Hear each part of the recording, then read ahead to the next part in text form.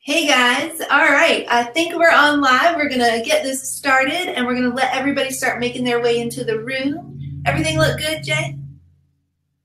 So far. Okay, should we give it a couple minutes? Give it a second here.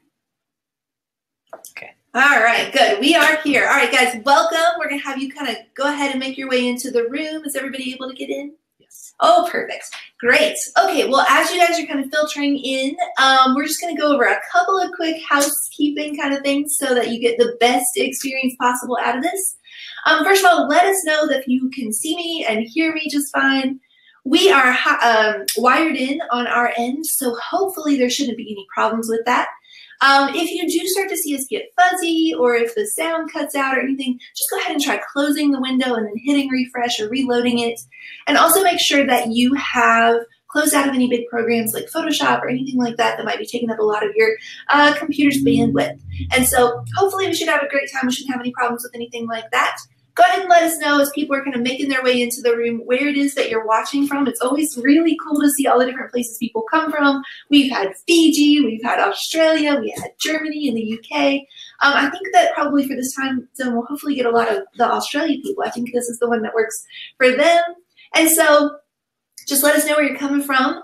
As you may have seen, hopefully in the email we sent out this morning, for all of you guys who are watching live, who've made it here and you're watching live, we have a couple of, we like to take care of our live people, so we have a couple of really good kind of bonuses for you guys. The first is that we're going to be doing a live Q&A at the end, and some of like the best ideas and even more teaching comes out in the Q&A, so make sure you stay tuned for that. Stay all the way to the end. For everybody who makes it with us to the end for that Q&A, we are also going to have a freebie for every single one of you guys who are on live, which is our guide to our 5 best business decisions we've ever made. So everybody who's watching is going to get that. Makes me kind of feel like Oprah, except a guide is not nearly as nice as a car. You get a car and you get a car. You get a guide and you get a guide. And then from each of the classes that we're doing, we are actually going to be picking one winner out of the 3 who's going to get our J&M Ultimate Wedding Bundle that covers everything from lighting to posing to business, and that is worth over $1,000. And so everybody who shows up live is going to be registered to win that. We're going to pick that after tomorrow's webinar. So we're excited you're here. Make sure you stay till the end. Jay, where do we have some people coming from? We've got folks from all over the world right now. We've got tons of Canada. We've got tons of Australian folks, New Zealand, and New Jersey. Yes, all New over. Jersey. Justin's a New Jersey boy. Yeah, I see Maui. I see South Carolina. Maui, that's awesome. Ohio, New Zealand, Asheville, North Carolina. Perfect. All right, guys. Well, awesome. Welcome. We're so excited that you guys are here. We're going to jump right in because we want to make the most of this hour. We want to respect your time.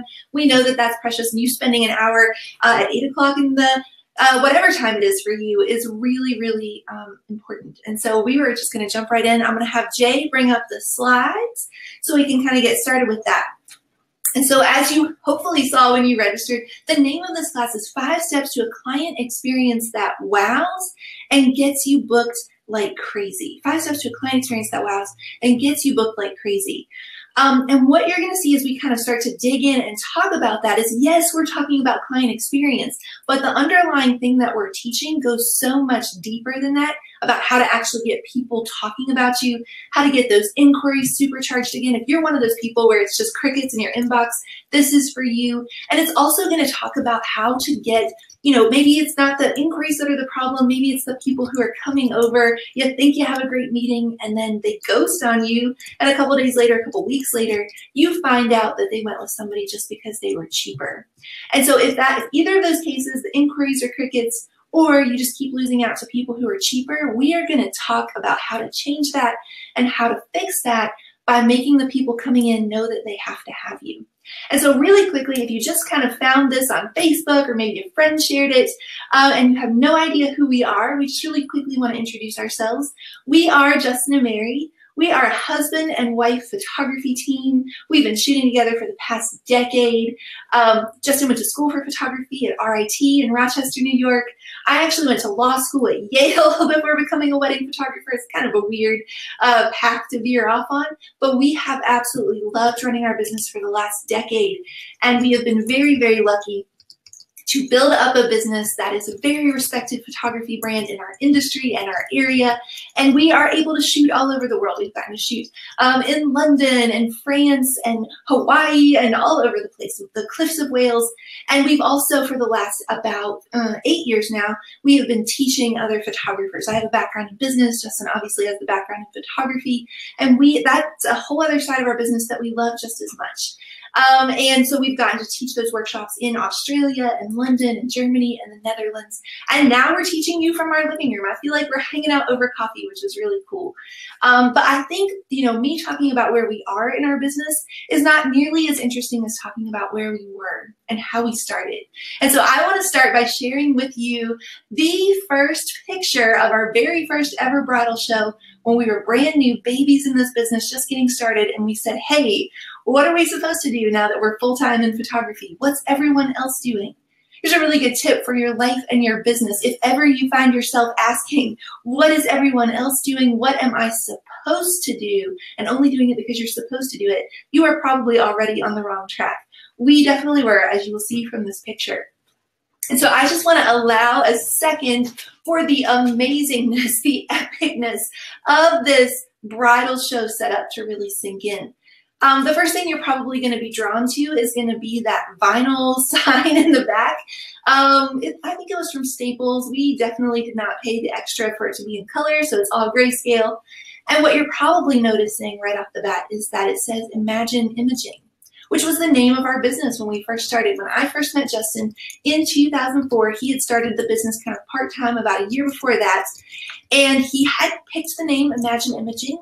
He liked the way that you could change one letter and it would totally change the meaning, where we went from imagine to imaging. And we loved that the two eyes, if you inverted them, they looked like little stick people holding hands or, shaking hands for a corporate shoot. It worked on many levels, basically. And we just loved it. We thought it was the best thing ever. But the problem, of course, was that nobody ever got it right. Well, that, and there were a lot of other businesses who also thought this was kind of a good idea, so they had very similar names, like Imaging Images, or Images Imaging, or my personal favorite, the one we actually got from a guy who came up to this booth at the bridal show, kind of cocked his head to the side, stared at this, sign for a few minutes, and then went, Imagine Imagining. And I just thought that was like, well, no, sir. First of all, that is not it. But second of all, like, how deep is that? Imagine Imagining, right? It works on just multiple levels of wrong and awesome. The other parts of this bridal show that I think are worth highlighting and pointing out, you're going to see we had a bunch of frames kind of hung on these like metal S-hooks that we got from IKEA, on little like easels we also got there. You can see a cinema display going through some of our work. Right by the cinema display is actually a sign for us giving away an I Do iPod. We were one of the first people to do that. Early adopters of the iPod right here, circa 2005 or whatever it was. But I think really kind of the creme de la creme of our setup has to be right there in the middle. Your eye just goes to it, that giant oversized champagne glass full of Hershey's chocolates, hugs and kisses. Booyah, right? We were high rollers back then. And so this, little fake glittery rose petals sprinkled about for good measure. You can kind of make out that one of our first sample albums was actually the Target system, which is where you go to Target and buy an album, stuff it full of prints from CVS. So we were really super fancy when we were first getting started. One more kind of flashback to our early days is our first real website. We'd had kind of like a web page, sort of like a static web page in place. But the first time we paid a designer to do a website was actually this one right here. And you will see that the stick people survived. The stick people were very important to us, you guys. We were all about these stick people. We were committed to the stick people. And so we actually, no joke, spent 4 hours with our designer in this coffee shop saying, how do we keep the stick people? Until one of us realized about 4 hours in that if we dropped their arms down, it sort of resembled an M, maybe a German M, but like it could pass for an M. And you can see we moved from Imagine Imaging to Justin Moran's photography. My two other favorite parts of this website, though, that must be noted, are the crooked box around the stick people, because at that time we were taking all of our pictures crooked and we genuinely thought that was a crucial element of our style. I think we kind of all go through that stage as photographers, for all of the photographers watching. But really, probably the thing you've been holding out for and you're waiting for me to acknowledge is the fact that we have these Young and the Restless soap opera style headshots. I don't know what we were thinking. You know, it's like, hello, we'll shoot your wedding and then act out a dramatic scene from Santa Barbara or whatever. And so this was our brand. That's kind of where we started. And you can kind of see the business and the brand that we've built into from what I already showed you. But the reason that I bring this up and the reason that it matters to you and kind of matters to what we're talking about today is what we refer to as the job interview days of our business. The job interview days of our business.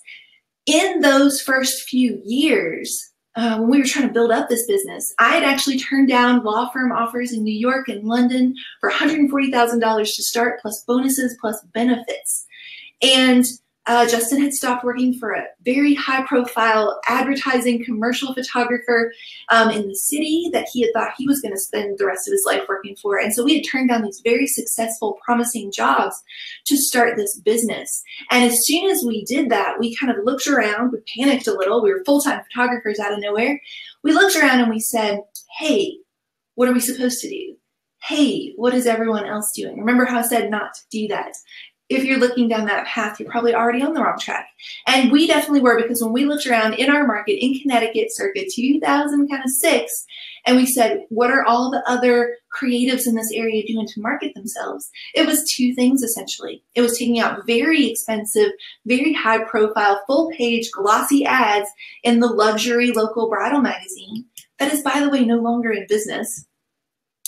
And it was signing up for bridal shows. And so we had this brand new baby of a business. We were trying to build up some momentum, what we lovingly refer to as that freight train of momentum in your business. Brand new baby of a business that we're trying to get it to go anywhere, somewhere, anywhere. Make a move, baby. Come on, let's do this. And we then slapped this 10,000-pound lead weight in the form of a $10,000 print ad. One ad. Whew, I'm getting fired up talking about this. One print ad in one, like, you know, round of that magazine that was probably like in the garbage as soon as they got it. $10,000, money we did not have, so we put it on credit cards because we were making this dream happen. If you're taking notes in your notebook, by the way, put in the margin, don't do that. We are not recommending that. And since we were spending all this money that we didn't have, we decided on top of that very fancy, glossy, high-end bridal magazine full-page ad, we decided to also do a couple of bridal shows. Those big kind of expo centers in Connecticut where, you know, hundreds or thousands of wedding vendors sign up to have a booth there.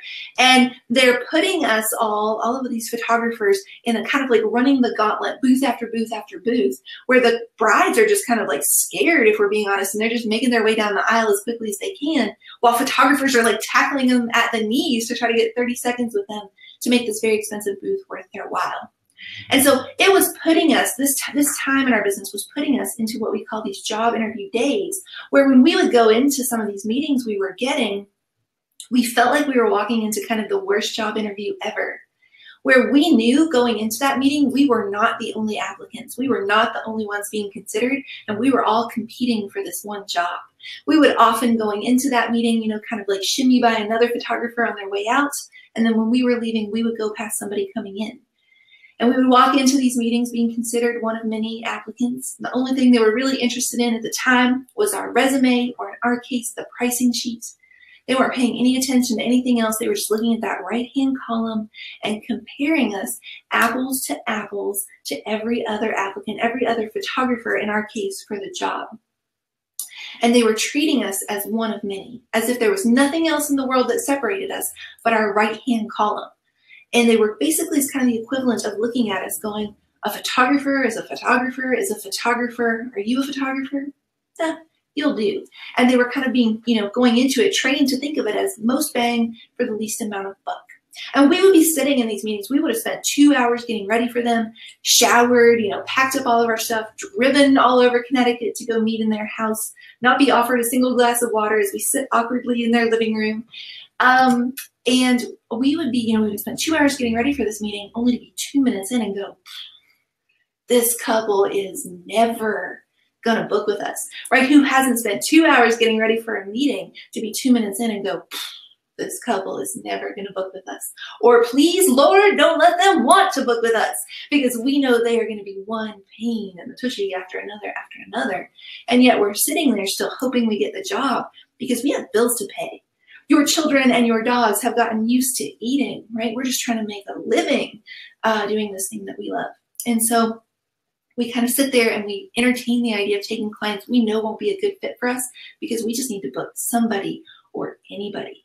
And I can tell you right now that when we were in those job interview days of our business, we were booking on a good streak, maybe 1 in 5, a really good streak, maybe 1 in 4, but about 1 in 5 of these couples we were going to meet with.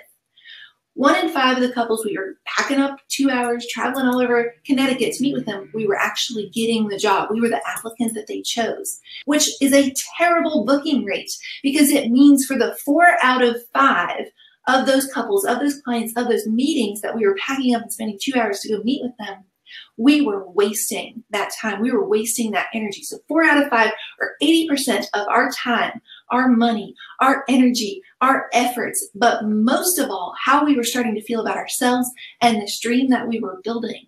This was not life unordinary. This was not the road less traveled. This was not leap and the net will appear. This was every cheesy wedding photographer in every movie ever made. Or wedding planner or wedding florist, if that might be what you are. And we were starting to think to ourselves, if we're only getting 1 in 5, maybe we're not cut out for this. Maybe we're not meant to do this. Maybe we're frauds. Maybe we just don't have what it takes. And so I can tell you right now that at that moment, at the pinnacle and the apex of our job interview days, we were no more than a year or maybe 2 years, if we really pushed it, a year or 2 years from being totally out of business. And it's not because just of the money and needing to book more. It's not just because of that. Michael Gerber in the E-Myth revisited why most small businesses fail and what to do about it. Talks about how 80% of all small businesses fail in the first 5 years of business. And of those remaining 20%, 80% of them will fail in the 5 years after that. Which means that only about 4% of all startups worldwide will make it to that 10-year mark. And so the reason for that, the reason is not necessarily money. That's, a secondary issue. It's an important secondary issue. But he says the real reason is this right here. It's that you cannot work that hard for that long, for that little return, and not burn out. I think that bears repeating because I bet a lot of you watching this right now are right there in that place. You cannot work that hard for that long, for that little return, and not burn out. And the thing of it is, you guys, I had known my whole life, even though I went to law school and was thinking about going to a law firm, I had known my whole life that the real dream was to own a business. I come from a long line of entrepreneurs and small business owners, 8 generations deep. 8 generations in my family have owned small businesses in rural West Virginia. They've actually owned very small rural logging businesses. My dad owns a very small company called Best Logging Company. My parents ran it together when I was little. My whole family, really, my grandma, my aunt, all of them. And it was a small business where they loved what they did and do with their whole hearts. But it was a business that always struggled. My dad is one of the most talented loggers that I know. He was born to do this. It is in his blood, but he has none of the business side of it. And so I grew up because of that, because of this business constantly struggling and on the verge of failing. I grew up super poor in rural West Virginia on the top of a mountain called Fenwick Mountain. I lived in this shack of a trailer that you can see right here. And I can remember growing up, being 7 years old, 8 years old, and watching my dad, this Paul Bunyan, larger than life, giant of a man, sit at our kitchen table with a phone attached to the wall. You guys remember phones attached to walls, right? And a curly Q cord, and that phone would not stop ringing. And any of you who grew up with parents who struggled, or maybe it's you right now, you know that when that phone starts ringing and it does not stop, it is because there's not enough money coming in to cover what's going out. And I watched this man bend and buckle and break from never being able to quite make a living and a life doing what he loved. And a couple weeks later, when the bank came and drove away with the big, Mack and Kenworth logging trucks and some of the dozer equipment, it was the first time I realized that you can do what you love But if you don't get right with the business, the world can still come and take things from you. And I can literally remember being 7 or 8 years old and thinking to myself, one day I will run a business and I will run it successfully and I will find a way to make it work and I will show other people how to do it. Honestly, I was a weird, very deep, thoughtful 7-year-old, but I honestly had that conversation. I thought I was going to grow up to own the logging business, but it turns out I met and fell in love with a photographer and we did the photography business instead. But the biggest thing that I learned from our experience with the job interview days and my dad's experience growing up is this right here. And if you are in this place, I want you to let this wash over you in waves and soak this in. It is not for lack of talent, and it is not for lack of trying. We start to believe these lies over ourselves that if the business is just kind of struggling, if the inquiries start to dry up a little bit, it means we're not meant to do this. But that doesn't have to be the case at all. My dad is one of the most talented loggers in the state of West Virginia. He's kind of a legend in the state of West Virginia. Just like Chaz Michael Michaels is men's figure skating, my dad is West Virginia logging. He was the grand marshal in the Cherry River parade because he was the West Virginia Logger of the Year. It's not for lack of talent. And he's also one of the hardest working men I've ever met, up at 5 a.m. when it's still dark outside, working till 7 or 8 p.m. until it's dark again. So it's not for lack of talent and it's not for lack of trying. He just didn't know the business side and he needed someone to come who knew business stuff, who had a head for that, who had gone before him, who had figured out an easier way. And so if you're here in that moment and you're struggling, it is not for lack of talent. It is not for lack of trying. Hear these words and let them wash over you. You are doing just fine. You are doing just fine. You just need someone to show you a bit of an easier way. And that is our hope for what these 5 steps will be. Okay, so let's jump into them. Let's get right into this practical stuff. But we wanted to frame it with what our heart is for teaching you this in the first place. This is not just gifts and client experience. It's about how do we get right with the business stuff. I think when you think you're logging on to watch a class about client experience and getting booked like crazy, you would expect that the tables that I would be talking to you about would be graphs and charts. But the truth is we are most interested in, the tables we're most concerned about are those kitchen tables in your house and the family gathered around them and the kids gathered around them and the people who matter most and finding a way to make this business work to be able to build a life for them. So let's dig into that. Let's talk about that. The first step in our 5 steps to a client experience that wows and gets you booked like crazy is this right here. It is not that they are talking, it's what they are saying. When it comes to your word of mouth, it is not that they are talking, it's what they are saying. And I think this is one of those things that gets said and it gets skipped over because everybody just kind of says that, oh, get yourself some word of mouth, you're going to be great. It's like you can go to the grocery store, pick up your milk, your eggs, your fabric softener, like Kevin McAllister in Home Alone, and oh yeah, your word of mouth, you're all set. But the thing is, you guys, that just them going out and being like, my photographer was great, is not going to be enough. It's not that they're talking about you. That's not enough. That's not going to get us across the line. We need to figure out what it is that they're saying and make sure that we are having a hand in cultivating that. Making sure they're going out and saying the exact thing we would want them to say if we were the ones there to say it for them. So, like we talked about earlier, one of the biggest universal truths that Justin and I learned in our business when we were going through the job interview days and we were being lined up in the gauntlet of those bridal shows and we were paying to be one of many photographers in the back of a magazine, it's this universal business truth right here. The way your clients find you is going to train them on how to think about you. The way your clients find you in the very first place is going to flip a switch in their head. It's going to ping something in them where from that moment on, until something else changes their mind or until otherwise informed, they will continue to think of you that way. And so when our early job interview clients were finding us as one of many photographers lined up at a bridal show or one of many in the back of a magazine they flipped through before throwing away, they were being trained right off the bat to think of us as one of many, a whole bunch of photographers, who were running specials and who was offering the most bang for the least amount of buck. So how could we be offended or surprised when they were then treating us like exactly the way we went and helped them find us in the first place? The way your clients find you is going to train them on how to think about you from then on out. So it makes a lot of sense that they were treating us this way. When it comes to word of mouth, I believe the number 2 biggest mistake, we're going to talk about the number 1 biggest mistake here in a second, but I believe the number 2 biggest mistake that people make with their word of mouth is that they don't really think about it at all. They don't focus on it at all. They aren't putting energy into that. So leading up to teaching this class, we put a kind of a call out on our Facebook page and on Instagram and some of the groups that we manage. And we said, hey guys, first of all, how are your bookings going? Is it crickets? Are they going with somebody cheaper? Are you booking the way that you want to? And we heard from almost everybody across the board that it was either crickets, that they were losing out to somebody cheaper, or both. And so I wrote back to each of those people and I said, cool, like, how are you marketing yourself? I just want to kind of get a sampling of a cross section of the market right now. How are you marketing yourself? And I was blown away and honestly shocked that the #1 answer that came back was simply Facebook and Instagram. Facebook and Instagram are super important. They're a huge part of kind of this big overall word of mouth marketing machine that is your freight train of momentum. But that was kind of where the answer started and stopped. That it was just doing some stuff, putting some posts on Facebook and Instagram.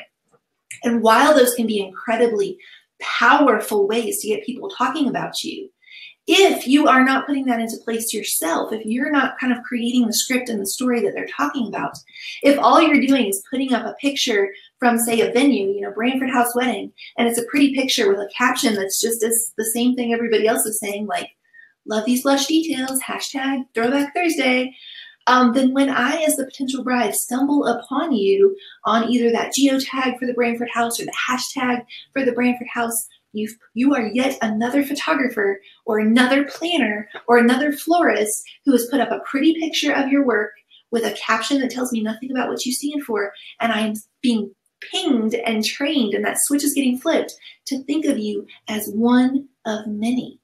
And if that's all that you're doing with your marketing, then it makes sense that the inquiries are not coming, and it makes sense that the people who are coming in are price shopping. And so if that's the #2 mistake, just not focusing on building word of mouth at all, the #1 mistake, I think, is actually not paying attention to what people are going out and saying. I think the #1, hands down, biggest mistake people make with their word of mouth is they assume that if they are getting any kind of inquiries at all, or if they have clients who've said to them, oh my gosh, we love you, we're going to tell everybody we know about you, they are assuming that they are A, actually going out and doing it, and that B, they are actually saying something that is going to make people take action, take notice, and take that step to reach out to them. And that's a huge leap of faith, and it's a huge kind of thing to believe that I think most people are going to be dead wrong on. Because I think when people say we're going to tell people about you, they're going to make one of a couple of mistakes in the way they talk about them that are going to lead to 3 places where your word of mouth can go wrong. 3 places where word of mouth marketing that you think is happening for you can actually start to fail. The first is that they could be going out and they could be saying the exact wrong thing that attracts the wrong kind of client for you. If this is your ideal client, they could be saying the anti of that. And so when they're doing that, they are simultaneously attracting the wrong client for you while saying the thing that when your actual ideal client's here, they're going to go, ooh, not for me. So an example of this is that if I could go the rest of my career and never take that picture of the bridal party spontaneously pretending to jump up in the air, or, veils defying gravity, or whatever it might be, if I could go the rest of my career and never have to take that picture, I would be really happy. So my ideal client will A, never ask me to take a picture of the bridal party jumping in the air, and B, would be mortified if they thought that I was going to ask them to do that. For if you're a florist, for example, or a planner, maybe for you it's burlap. Maybe if you could go the rest of your career and never work with burlap again, you would be really happy. But if all of your past clients who love you, they want to support you, they want to send more people to you, don't necessarily know that, and all they know to say about you is what they liked about you, which was maybe their burlap wedding, or that time you very graciously agreed to shoot the bridal party jumping in the air, then they're going to be going out and they're going to be talking about only that because it's all they know to say. And that means that my ideal client and your ideal client are going to go, oh, she specializes in burlap? Not for me. Oh, they might actually ask my bridal party to jump in the air? Ooh, good for you, hun. Super happy. Mental note, do not contact that photographer. And so at the same time that our ideal client is like checking out of that and saying, no, not for me, that client who's going to ask me to do that over and over again is going to be hearing that, and they're going to go, oh my gosh, that's exactly what I want. I better reach out to them. And so we need to think of what people are going out and saying about us to be the same as if we paid $10,000 to get a giant billboard in the middle of Times Square. I'm going to guess it's more than $10,000 for that location. But we've spent a bunch of money for this giant billboard that shouts, We love burlap weddings. We love jumping, making the bridal party jump in the air. And just assume that whoever's hearing somebody talk about you, they're going to take it as a given that that thing that they're saying is exactly what you want to be known for and you want to specialize in. So they could actually be bringing you the wrong kind of client. Number 2 is that they could be going out and they could have all the best intentions in the world to share about you. They love you. They want to see you succeed, but they are not marketers. They're not business owners. They don't know how to sell a company. They feel uncomfortable pushing their wedding vendors on their friends. And so they have these great intentions and they tell you they're going to go tell people about you. But when they don't actually know what to say, they get embarrassed, they get awkward, they get uncomfortable, and they default to saying nothing at all. And the number 3 place where this could be going wrong is that they could have the best intentions, love you, want to say things about you, not be saying things that are attracting the wrong clients, not be freezing up and not saying anything, but the thing that they're saying is so plain Jane, vanilla, mundane, mainstream, it's just a bunch of more noise in a very noisy world, that the ears that it's falling on, the people who are hearing it, who cares? They could not be moved, they could not care less about the thing that they're saying. I'm going to tell you another universal truth. The first one I told you was the way your clients find you is going to train them on how to think about you. The second universal truth, I feel a little like Jane Austen in Pride and Prejudice. The second universal truth that I am going to tell you is that as long as a bride is not going out and saying she hated one of her vendors or they messed something up, every other bride in the world is going out and saying, oh, yeah, my photographers, they were so great. My planner was so great. She was professional. My florist was so great. She had attention to detail. And this number 3, this thing that they're saying that's just like, okay, well, great. If I'm the potential bride who's looking for a photographer and I've had coffee with 13 of my girlfriends who've just gotten married, every single one in that sea of 13 people had said to me, yeah, my photographer, they were great. And it's just like the teacher and Charlie Brown. Wah, wah, wah, wah, wah, wah. It's more noise in a noisy world. Nothing about that is going to make that trigger in my mind, ping in my mind, flip that switch in my mind where I go, whoa, who are these people? Tell me more. I need to know who they are. Wait, give me their name. I need to actually go ahead and look them up on my phone right now. Because the thing, you guys, is that most of these conversations are happening in what we're going to call a word of mouth in-person situation. They're sitting together over coffee, catching up after the honeymoon. She's planning her wedding. She just had hers. Oh, how did you like your photographers? And that moment, that pinnacle, pregnant pause moment in between where your destiny will be decided, that moment is the difference maker between, oh yeah, my photographer was great, womp, womp, womp, womp, womp, womp, versus them actually having something, a story to go to and a script to go to that is so purple cow remarkable. Seth Godin, you remember the purple cow in a sea of 10,000 brown ones, that it's going to make me go from holding my coffee, having a conversation with you, get in my car, drive home, battle traffic, check the mail, feed the cat or whatever, the dogs in our case, and then go, oh, right, who was that photographer? What was that name? You know what, let me look them up. Let me get online. Let me send an email. Let me check out their website. To go from word of mouth to actually doing something about it. Or being right there in that moment and going, you know what, let me follow them on Instagram because I have to check into these people. In that moment, that pinnacle in-between moment, we have the ability to give our clients the kinds of stories and scripts to say that if we could kind of like, you know, like, what is that called when you like, you know, go across time and space? What is that called, Jay? No, what? Space time. You know, that's not the word. I can't think of what it's called. If we could just kind of beam ourselves into that moment, into that meeting, and jump in and be like, actually, I got this, blah, blah, blah, blah, blah, blah, blah. We can actually equip them with that exact story to tell that's going to make that ideal client go, that's it. That switch is going to flip. That's exactly what I've been looking for. I need to know more. Teleport. Teleport. Boom. Nailed it. Got to thank Kaylee for that one. Kaylee, thank you. Yes, teleport. That's what it is. So in that moment where that number 3, the number 3 scenario, ideal bride, loves you, wants to share you, sets in coffee with, oh my gosh, my photographer's Justin and Mary. Edge of your seat, pinnacle moment, what's going to happen? They were so great. That moment becomes what we call wasted word of mouth. It was such an opportunity. It could have been a contender, but instead it becomes another chunk of noise in an already sea of noisy world. That's not a sentence, an already noisy world. And so in that moment, we're going to call that a double whammy of wasted word of mouth because in her head, it's a check mark. I did the thing I said I was going to do. I shared them. I feel good about that. Good. Check. But to the person hearing it, they're never going to take action. And so it becomes this wasted opportunity.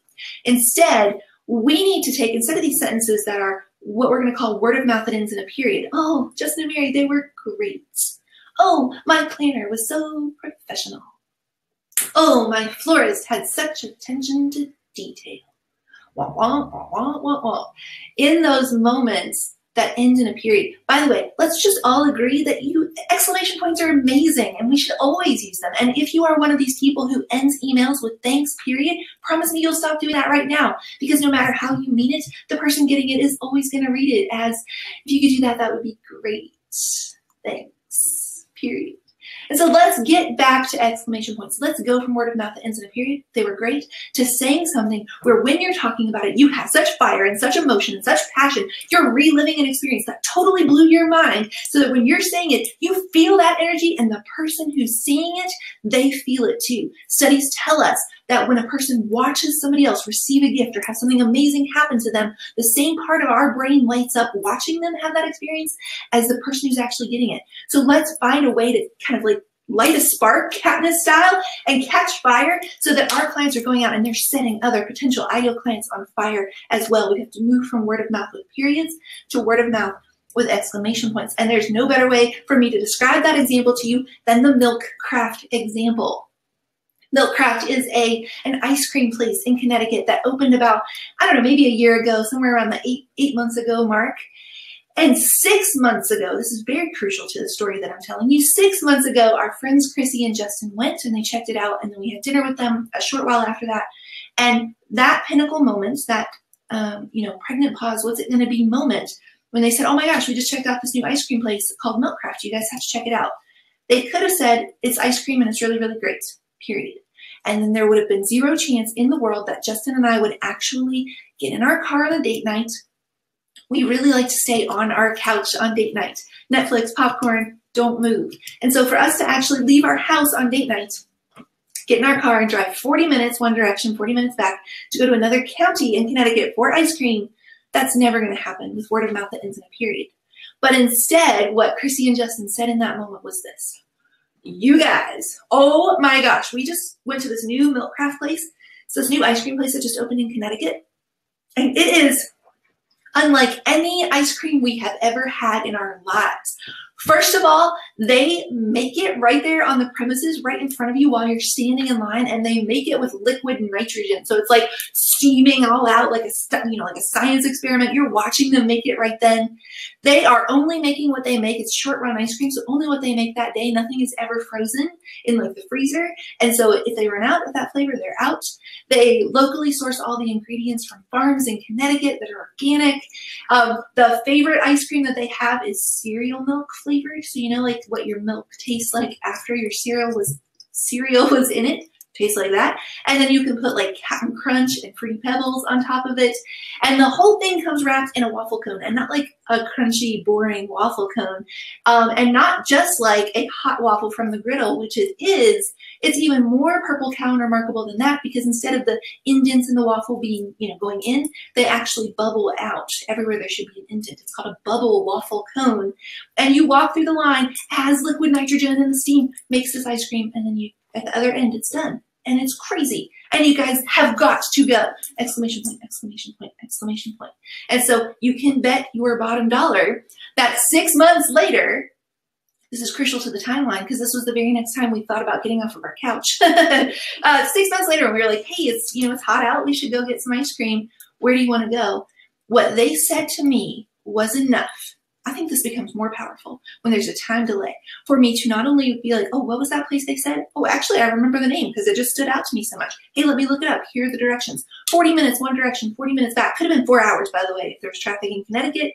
And we went and stood in this crazy long line and watched them make our ice cream. It was phenomenal. And we have now told everybody that we know about it. We've talked about it in our courses. We're talking about it to people all over the country. And guys, check this out. We have had people travel in from out of state to go to this place. And we've had people go to similar kinds of, the liquid nitrogen place. They've searched out to see if they can find an ice cream place like this near them. It's like catching fire. And it started because of Chrissy and Justin choosing to tell me something with exclamation points instead of a period.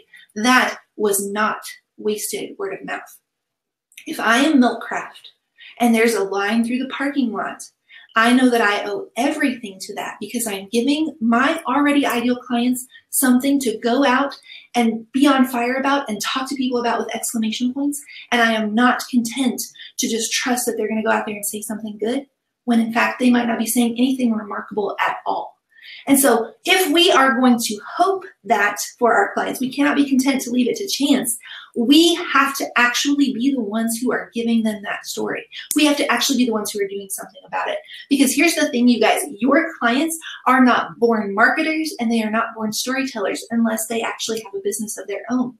And so they don't know how to talk about a business in a way that is good marketing. They just know they love you and they want to support you. And so the number one fix for wasted word of mouth is this right here. We need to give them an experience that is both remarkable and purple cow in and of itself. There's liquid nitrogen steaming up the entire restaurant, making your ice cream right there. But that has a much deeper, more important layer underneath it. So it's an experience, a gift or an experience that is itself remarkable. But when people start talking about that thing, it triggers something in their brain to remind them to talk about the much deeper meaning. So, oh my gosh, they make it with liquid nitrogen, they make it right on the spot. Oh, but the reason actually that they do that is because they never want to put anything in the freezer and all of the ingredients are sourced locally. So we begin the conversation because this crazy thing happened, but it reminds us to talk about what this company actually stands for. That is when your word of mouth gets powerful. Let's talk about this as an example in the context of our silver frame. The silver frame is something that we do at each and every one of our weddings. We go off during dinner, you know, when it's kind of a slow point, and we pull up the images and we pick a really pretty portrait. We make it black and white, we crop it 8x10, and we actually travel with a portable printer that we can print off an 8x10 right there, and we put it in a silver 8x10 restoration hardware frame. We choose the restoration hardware frame because we love restoration hardware ourselves.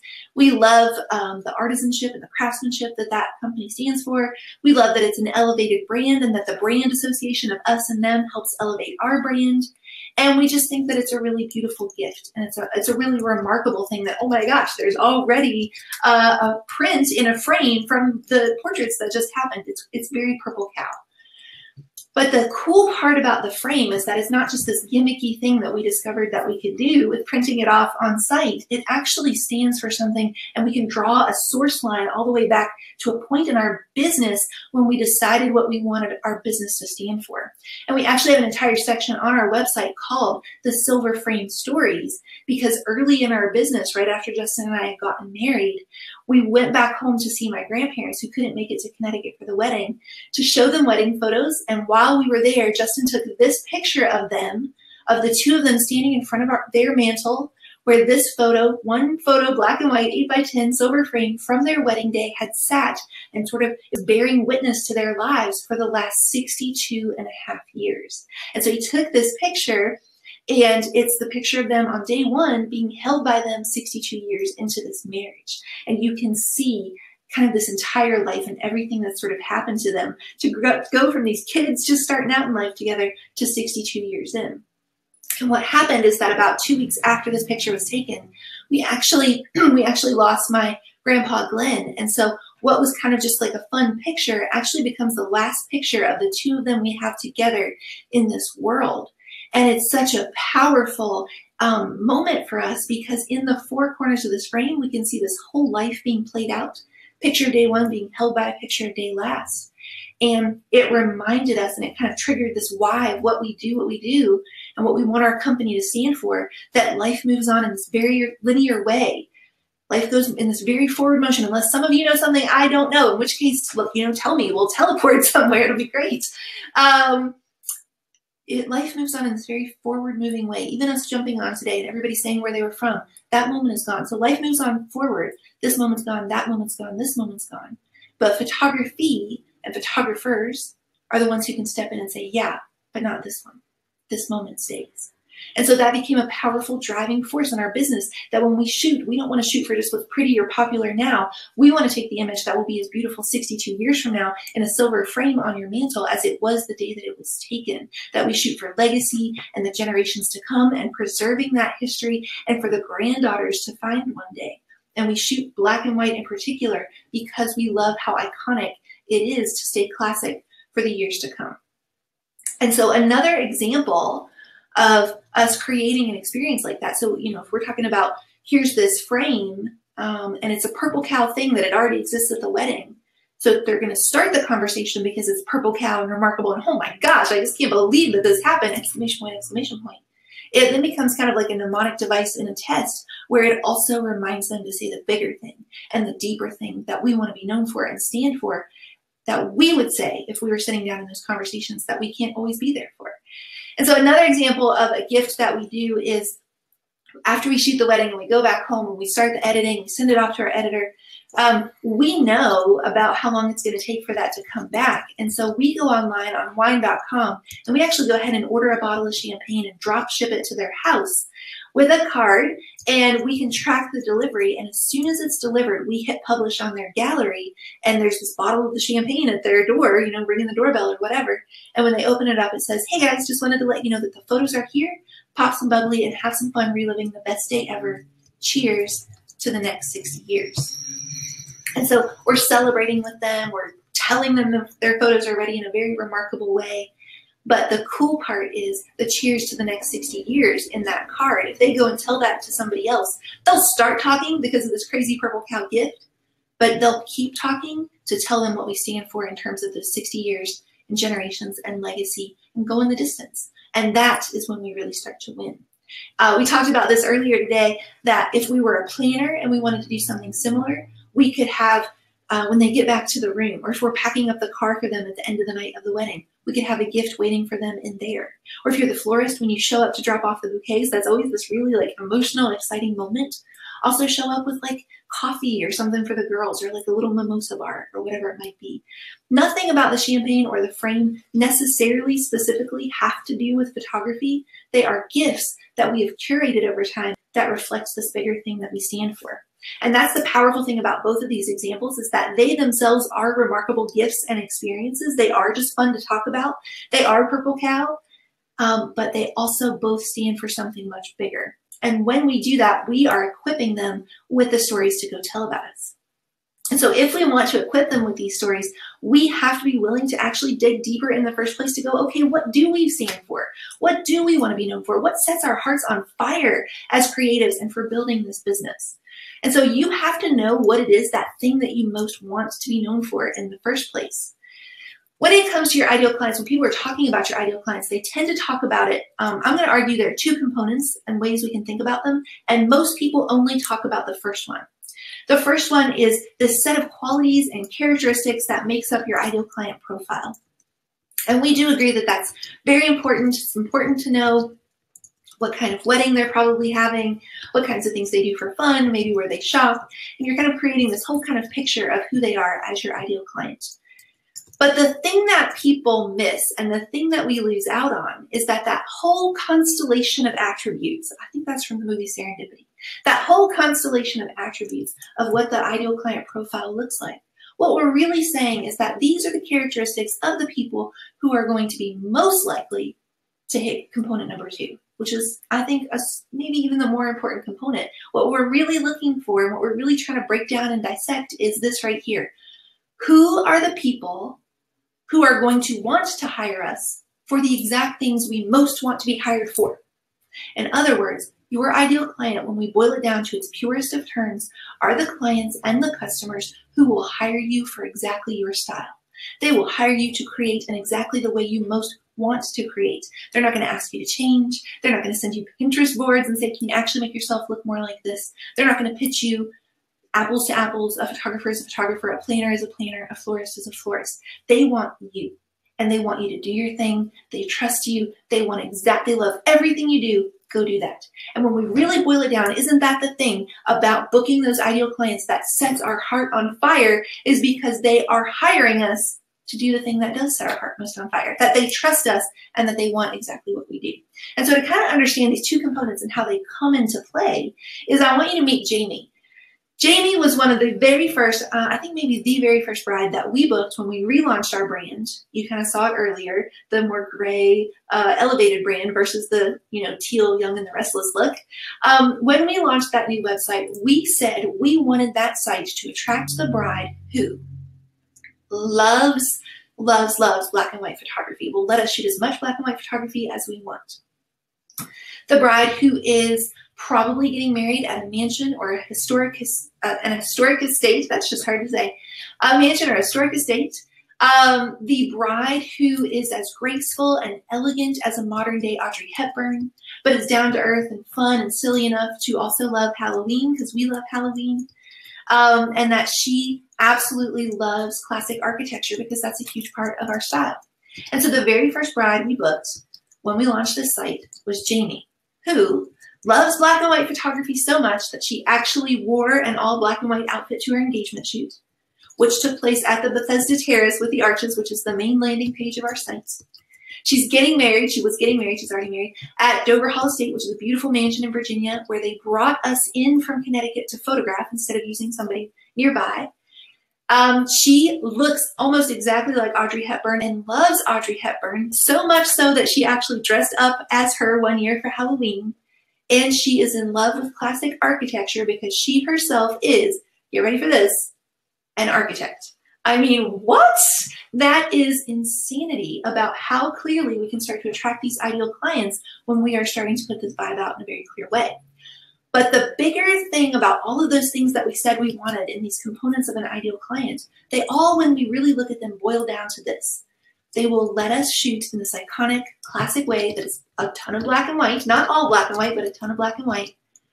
And they are so comfortable with who they are and naturally graceful and elegant that they will allow us to shoot authentic, graceful, honest moments rather than us having to come in and micromanage every arm and, does my hair look right? Am I showing the right side? They're very comfortable to just be themselves, and that's when our work shines the most. And so really, this profile of who our ideal client is boils down to this is what we most want to be hired for, and they're most likely to do it.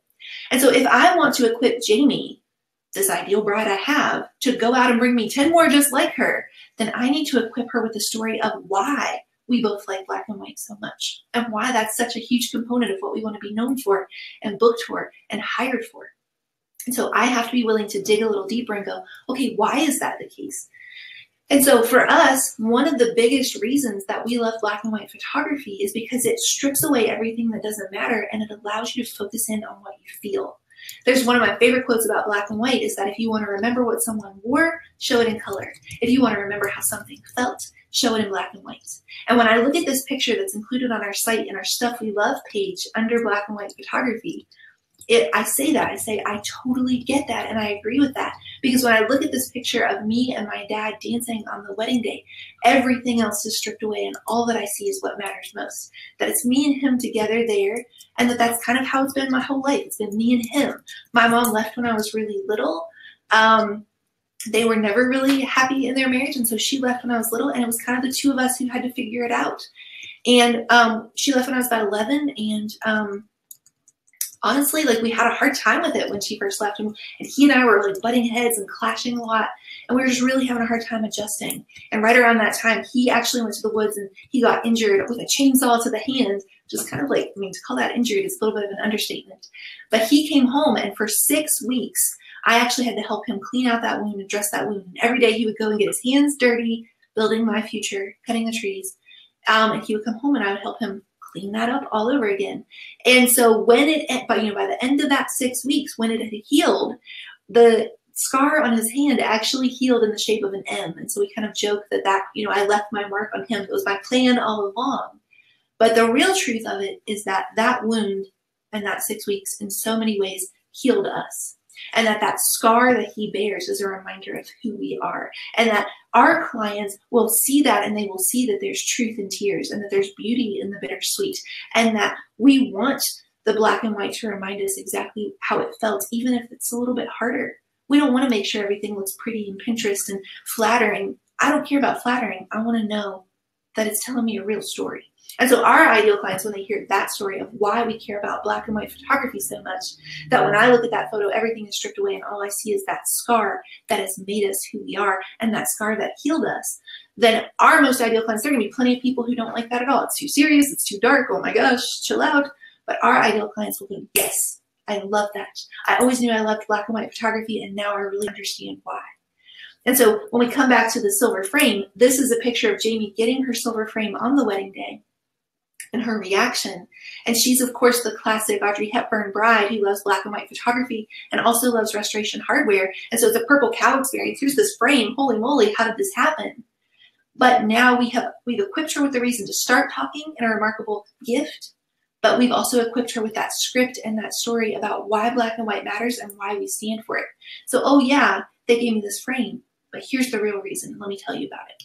And so what we're doing is that we are equipping them with the stories to go out and talk about us. As human beings, we are hardwired to most connect with, to be moved by, to learn from, and to remember stories. There's a reason that history was passed down before there was a printing press in the form of stories, because they were easier to remember.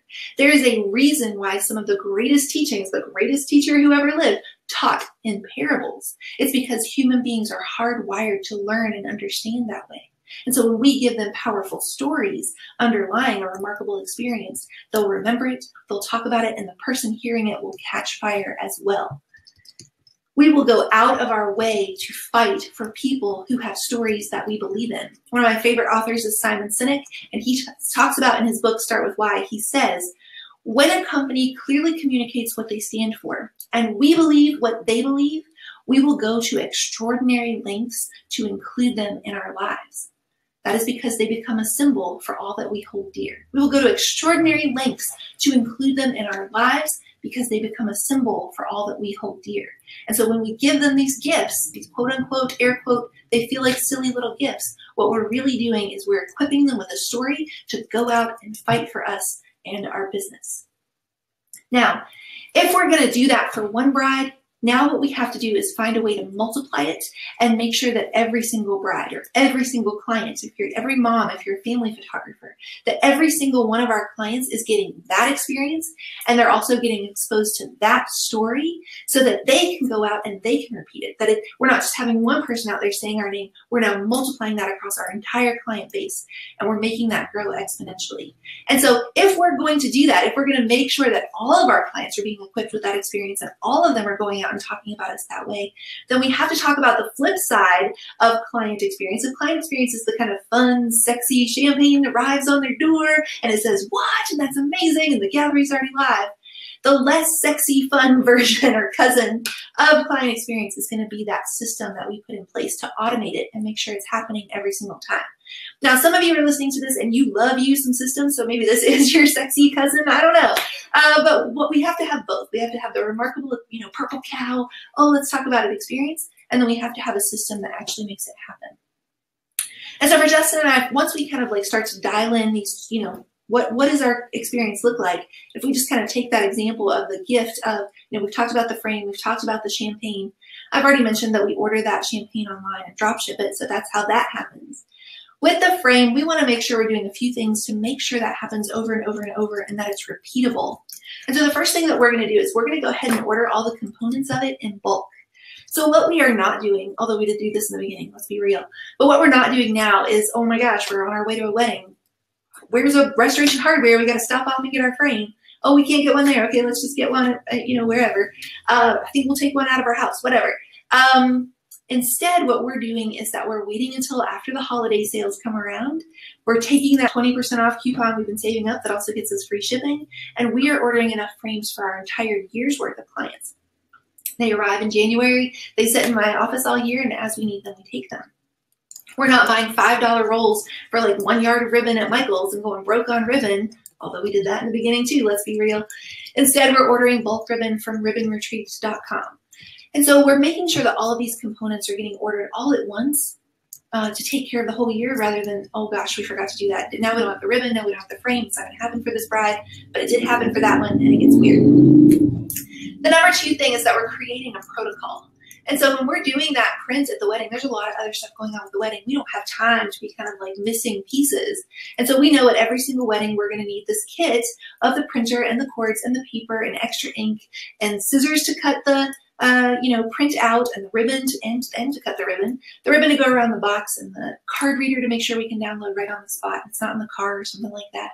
And so we actually just bought like this soft briefcase kit at IKEA, and all the stuff goes in there. We pack it full enough for a year's worth of prints where we check it mid-year, and we always have everything we need. There's a protocol for how this actually gets created, which means that we can then start to hire somebody to help make sure that the kit's always put together and that it's always packed. Number 3 is that if you are somebody who's so busy right now, you're so swamped with like your editing or you're emailing people or you're ordering flowers or you're planning out weddings for the fall, and you cannot fathom putting one more thing on your plate, like putting together this whole protocol of bulk ordering a client experience, then think about doing something like outsourcing the gifting or outsourcing the delivery of the gifting. One of our favorite go-to sources for that, one of the gifts we do, is through boxfox.com, where we can go in and we can actually custom build a box so it can be unique to each of our brides. And they will actually handwrite the card for us and drop ship it right to our couples. And so the cool part about that is we can go in and we can pick things that are unique to each bride. And when we deliver it, if that's a Purple Cow experience of just getting this beautiful box full of gifts, the story underneath it is that there are all these things in there that reference, things we joked about, or inside jokes about, oh, I love the champagne gummy bears too. Or, oh my gosh, macaroons, or whatever it might be. And so the things in there are customized to them. And so the gift is remarkable, but the story they're telling is, yeah, just as Mary say right on their site, all packages are customized because one size fits all doesn't look good on anybody. And they are also, I hired a photographer, but the surprising part is that I ended up with a friend, somebody who knows me well enough that we have inside jokes. And so BoxFox is great for that. Greetable is another great option that's even more affordable. You can do something in the $5 to $10 region, and you can actually put some of their like engagement pictures or wedding pictures. The Greetable box, when it opens up and lays flat, there's like a few squares that have photos in them. So it's great for photographers if that's what you happen to be. And then finally, number 4 is that we're going to set a budget for that, right? Like one of the other objections, if it's not, oh my gosh, I don't have the time for that, it's, okay, well, I don't really have the money for that yet. I'm just trying to get started. And so Justin and I did not start with this big luxury high-end experience. We started with spray painting boxes in our driveway, Krylon chocolate brown, and putting Hershey's Kisses in them with a handwritten note. So start with what you've got and build from there. But what we recommend that you do is that you just pick one gift that is remarkable, that stands for something you stand for, and start there. Build a budget for it, build a system for it, order it in bulk, make sure every bride is getting it, make sure that's dialed in, and then maybe think about a second one. And it does not have to be expensive. You can do $25 if you want. You can do $5 if you want. Just make sure that it actually stands for something that will make them talk about you in a way that you want. And then you can kind of build up from there. For us, we now try to do about a 5% budget of their package in the ongoing client experience. And that can sound like a lot, but when you think about it in terms of that $10,000 we spent on a print ad that has yet to return a single dollar to our business, we're going to be able to spread that out over 20 clients, and we're going to have a much, much larger return on that investment than anything we ever had with the bridal shows or the print ads. And so the goal here is we want to make sure once we have the gift and the experience idea, we want to systemize it to make sure every single client is getting that experience and they're being equipped with that story to go out and fight for you. Because that is how we go about building a sales force that is suddenly hundreds or thousands strong. That is how we go about building a sales force that is suddenly hundreds or thousands strong, right? When we can start to say, hey, I'm going to give this to this client and this client and this client, not only do we get those 3 out there talking, but like I mentioned earlier, those studies show that when people see people getting a gift or an experience, it triggers that part of their brain to light up too. And so when we do that frame at the wedding, we very intentionally do it during the reception while a lot of people are still there during dinner. We're not distracting from anything going on because they're all just eating salads or whatever.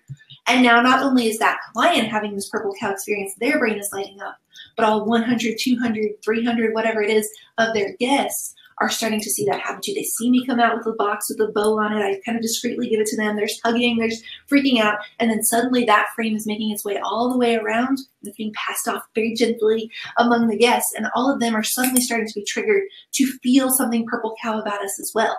And now they can go out and they can say, oh my gosh, these photographers at this wedding did the craziest thing. And oh yeah, the bride was telling me the reason they do the frame is this. And now we can, that's how your word of mouth goes from 1 to 1 to 1 to 1 to exploding in this viral, exponential, secondary circle sort of way. It's a whole other level. It spreads like wildfire. And so I believe that we will only end up feeling exhausted and stuck in our business if we try to do this alone, right? If we try to be the only ones on the word of mouth marketing machine turning the crank, we show up and we got to put the cogs in and we got to turn the crank and try to make the word of mouth marketing widgets. And we get exhausted and stuck because we feel like we are the only one turning the wheel. When Justin and I were building that business and we were in the job interview days and we were so close to being at that breaking point of you cannot work that hard for that long for that little return and not burn out, what we very quickly started to realize is that we are only always ever going to be 2 people, 4 hands, and 24 hours in a day. Truth, right? We are only ever going to be 2 people, 4 hands, 24 hours in a day. You're probably only going to be 1 person, 2 hands, 24 hours in a day. And if we leave it at that, then our business will plateau and it won't have that opportunity to grow. But the way that we get around that is when we start getting other people who see us and they love us for exactly our style and exactly what we do. And they love us beyond just being business owners, a photographer. They love us for who we are and they care about whether we succeed beyond their wedding. And they come along and they say, hey, let me help. Let me roll up my sleeves. Let me get my hands dirty helping to build your future, right? Let me stand alongside you and let me start doing the work to help grow this business as well. That is when things start to change because then it's not just us who have to always be there doing the work. We can actually even step away for a minute and take a break, knowing that that business is growing and there are people out there using their hands and their words and their stories to build this business alongside us. The ideal clients you have love you. They care about you. They want to see you succeed and they want to go talk about you. But they're getting tripped up and they're freezing up because they either don't know what to say at all, they don't know the right thing to say, and they're unintentionally bringing you the wrong kind of clients, or they're saying something so boring that it's not actually moving you forward. They're basically standing on the sidelines saying, they're Jerry Maguiring it, right? They're saying, help me, help you. Tell me what to go say about you. Tell me what you want to be known for. Tell me the things that if I said them to my friends would be the exact things you would want me to say. And when we start to think about it this way, we can see that this is when we start to grow like crazy. We start to really understand kind of what I referenced in the beginning. We hear people say, I'm getting inquiries, so I must have good word of mouth. Oh, I'm getting booked here and there, so I must have good word of mouth. You guys, here's the 3rd universal truth that I'm going to lay on you tonight. I don't know how many there are going to be by the end. We're up to number 3. The 3rd universal truth is that the booking is not the win. Feels like it is. We did a bridal show, cost $1,500. We booked a couple weddings, made up $1,500. I guess it was a win. Wrong. Each of those clients, if they take one of those spots and they are word of mouth, dead ends, if they are wasted word of mouth, if they would never turn into any more brides just like them or clients just like them, then that is not a win. The booking is not the win. Booking the bride who will bring you 10 more just like them, that is the win. And then get ready for it because here's where it gets big. And then having those 10 brides who will go out and each of them multiplies by 10 and bring you 100 brides just like them, that is the real win. And that's what we're talking about here. That has the power to change everything, you guys, because that is when this year's harvest can be easier than last and next year's is even easier than this one. This is when one bride turns into 10 and those 10 turn into, I'm going to say 100, but maybe it's just 15 and those 15 turn into 30 and 50 and so on to the point where you've built up such a freight train of momentum barreling down the tracks, each one of those brides equipped with the stories, remarkable things to start talking about, powerful stories to follow up with, each of them going out fighting for you like this army of customer evangelists saying the exact thing you would most want to say. So when your ideal clients hear it, they are freaking out. That flip is being switched. They're getting in their car. They're driving 40 miles. They're saying, I gotta have the ice cream that's unlike any other ice cream. I have to have this planner or this florist or this family photographer or this wedding photographer who is in a market of their own. They are a market of one. I could never compare them.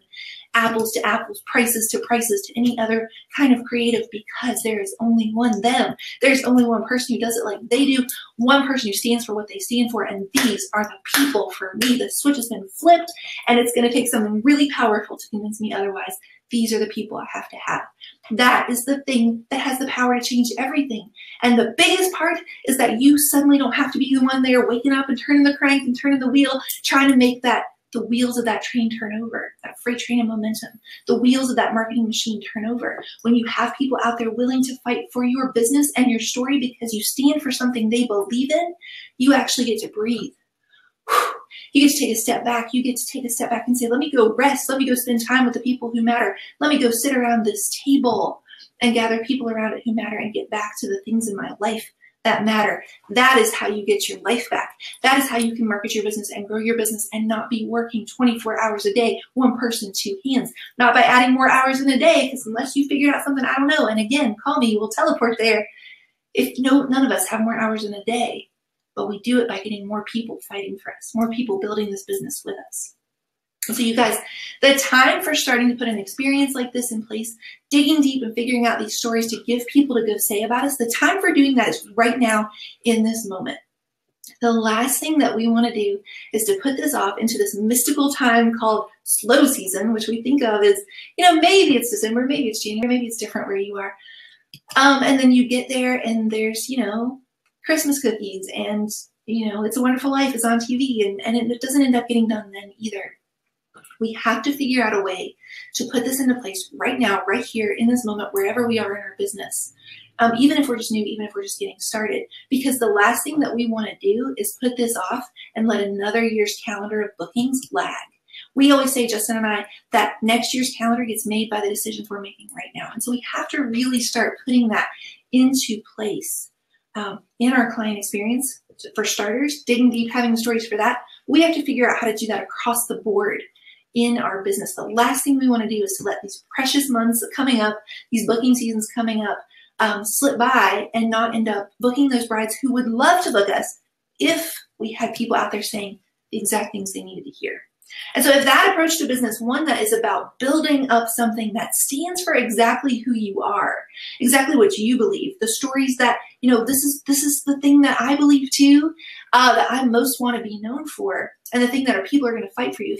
If the approach to business is about making a business that's a reflection of you, that doesn't worry about what so-and-so is supposed to do or somebody else is doing or what everybody else is doing, so you have to do it too. If competing apples to apples is not something you want to do anymore, if you want to build a business that is a market of one, that is firing on all cylinders across the board, sending out this cohesive message, this cohesive story, so that you are firing up all these people to go talk about you, and when your ideal clients are hearing it, that switch gets flipped that says, these are the people I have to have. If that kind of business speaks to you, and you can see that what we talked about today is just a slice of this client experience is like 5% of the equation. And we didn't even talk about all the client experience. What if this was happening across the board in your business, in your branding, on your website, in your we believe statements, and what you're writing on social media, in your client experience, in your client meetings, even in your pricing? What if across the board, every part of your business was cohesive and built from the inside out around this idea of what you stand for and what you want to be known for, what you rise and fall for? If you could build that business, think about how that would be firing on all cylinders to book you year after year, a calendar full of these most ideal clients turned friends, and how on fire you would feel being hired over and over again to do exactly the thing you want to be known for and you want to be hired for. So if that approach to business speaks to you, I'm going to take just a couple of minutes to tell you a little bit about our brand new J&M business course. You'll give me just a couple minutes to talk to you about this, and we're going to jump onto that live Q&A. We'll have that freebie waiting for you there at the end, so make sure you stay for that. We'll just take a couple minutes. So our brand new J&M business course is something that we have just launched as an online course. It is something that we have been teaching for years in person in our workshops and in conferences and to live audiences like that around the world. But for the very first time, we have actually filmed it and put it together in a 6-week online course where we have taken everything we've learned in these last 10 years of building a business from nothing. You guys saw how nothing we had with that website. From nothing and building it up into this luxury brand that we have that has that consistently for the last 10 years increased in profits every single year. So it's been a multi-six-figure business in our full-time job for both Justin and I for about the last 8 years, I would say. And so we're going to talk about, we've taken all of that information, we've boiled it into this 6-week course, and we've put it together for you guys to check out. So let's talk a little bit more about what is in this J&M business course. This is the exact system, the step-by-step, how we kind of dismantle this business that was doing what everyone was supposed to be doing, what everyone else is doing. What are we supposed to be doing? Marketing ourselves in bridal shows and print ads and places that were putting us as a photographer as one of many, competing with people on price, competing with people on bookings. How we dismantled that business and said, let's regroup. Let's rebuild this from the inside out. Forget about all the people who are never going to get it, and let's build this business on what we're going to call the Julia Roberts versus Popeye approach. The Julia Roberts approach in My Best Friend's Wedding says, pick me, love me, choose me, let me make you happy, right? And that is what we were doing in the job interview days. Popeye, on the other hand, says, I am what I am. Take me or leave me, love me or hate me, but the people who love me will love me without fail. And the people who don't are never going to get it in the first place. So let me build a business that speaks to the people who love me and not worry about the people who hate me and are never going to get it anyway. Let me not worry about losing business to people that I had to say, pick me, love me, choose me, that I had to convince. Let me go after and create this clear, cohesive message across the board that when it falls on the ears of our most ideal clients, when they stumble on our site or they hear about us and they go home and look it up, 42 tabs in on their computer of photographers that weren't the right fit, of planners that weren't the right fit, florists that weren't the right fit. There we are, 42 tabs in, and they go, there you are, Peter, right from Hook. There you are, Peter. I didn't know if you actually existed, but I found you, and now that I've actually found you and you do exist and you're speaking to exactly the thing that I'm most looking for, because I am your most ideal client who wants to hire you for this thing, I have to have you. The switch is flipped in my head. It's pinged, and I will never mess around with that because I don't want to risk the chance of losing you again now that I've found you. And so this system that we figured out over 10 years of just saying, let's get back to what it is that we love and finding the people who love that. We've been teaching this, like I said, at conferences and occasionally online like this and in our workshops. And 10 years in, we have taught this to over just thousands of people at this point. And we also kind of launched an earlier version of this course, and we've had several hundred of people go through that course already. And I can tell you that it is changing everything for their businesses. We're going to talk a little bit more about that in a second. But first, I want to tell you that we have, like I said, we've taught it to thousands live. We've put it into an online course, and we've now officially opened it up for you guys. We've put together a link. The site is up, the site is live, and we have not only access to it for you guys here on the webinar, but we actually have a very special deal just for you guys who are watching live that I'm going to talk about here in a second. But first, go ahead and check out the site. You can start to get a feel for it. It's over at jmbusinesscourse.com, and you're going to be able to kind of look around a little bit more at the modules and read what some of our current students are saying. While you are taking a look at that, I just kind of wanted to say to you guys that, like, we hear you. We hear you. If you have been, like this week in particular, maybe that's why you jumped on this class the last couple months, maybe just this whole stretch of this year. If you have been sitting home, in front of your computer, feeling very alone in this business and saying things like, people are just booking, not booking, I don't know what's happening. My inquiries were great, but none of them are actually converting to bookings. They're all going with somebody cheaper. Or maybe my inquiries are completely crickets. I am not hearing from anybody. I am doing hashtag all the things. I know what to do, and it's not turning into anything. I don't know how to fix it. Or, I'm getting clients, but they don't want me to be me. They want me to change my style. This is what they're looking for. It's not me. I know it's not a good fit, but I feel like I got to take it anyway because I just need to book somebody. If you're feeling any of those things in your business, I just want you to know, like, take a deep breath. It is not for lack of talent. It is not for lack of trying. We have been there too in our business in those job interview days. And so just kind of take that breath and just understand that everybody goes through stages like this in their business. And what we need is somebody who's been there, somebody who's figured out an easier way to come along and say, hey, let me help you with that. And so what we've put together in that course, if you're checking it out on the jmbusinesscourse.com page, this is the step-by-step process that we went through in our business to really rebuild it from the inside out and to put together something that is going to transform your business from the inside out.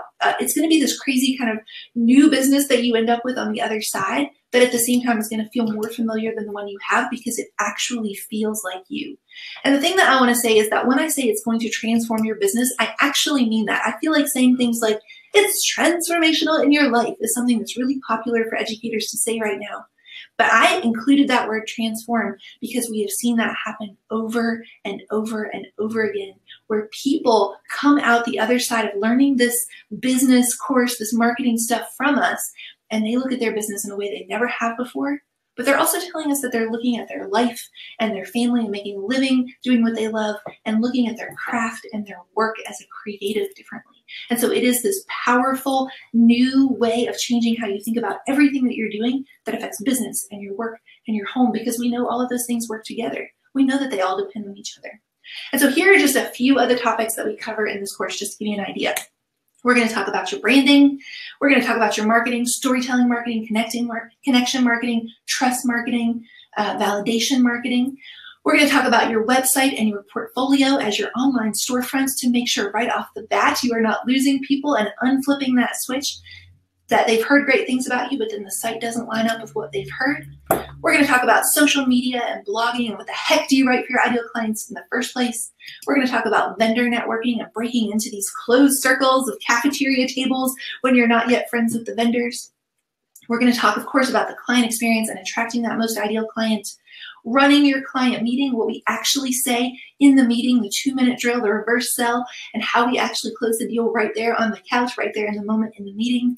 We're going to talk about your pricing and booking, the steps you take to actually guide the clients through to making the decision for themselves, because people love to buy, but they hate to feel sold, to actually booking your highest packages yet. We're going to talk about profitability and working smarter while making more. And we're going to talk about a ton more than that. It is a 6-week course jam-packed with everything we've learned ourselves through trial and error and going the long way around in our business ourselves.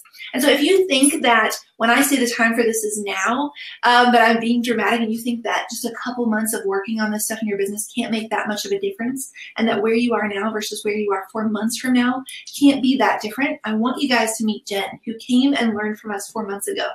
She says, "Dear Mary and Justin, this email is long overdue, but I just wanted to send you both a big thank you from the bottom of my heart for pouring all of your knowledge into me and pushing me further. From the very first minute, I could tell that you genuinely cared about me and my business and helping me to take it to the next level.